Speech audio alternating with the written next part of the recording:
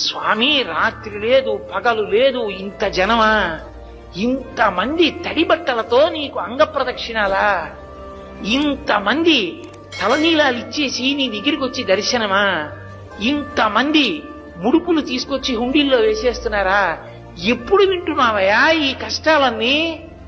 కళ్ళందుకే ఇలా నామాలు పెట్టేసుకుని నిద్రాముద్రాం నిఖిల జగతి రక్షణే జాగరూకం అని దక్షిణాయనంలో పడుకున్నవాడు ఆంతరంగంలోకి చూసినట్టు వచ్చే వాళ్ళ మనస్సులు చూస్తాడు.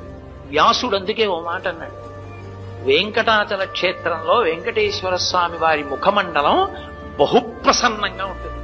ఒక్కొక్క రోజున ఎంతో సంతోషంగా ఉంటుంది. అర్థం ఏమిటో తెలుసా? కొండ మీదకి ఎవరో ధార్మికులు వచ్చారని గుర్తు.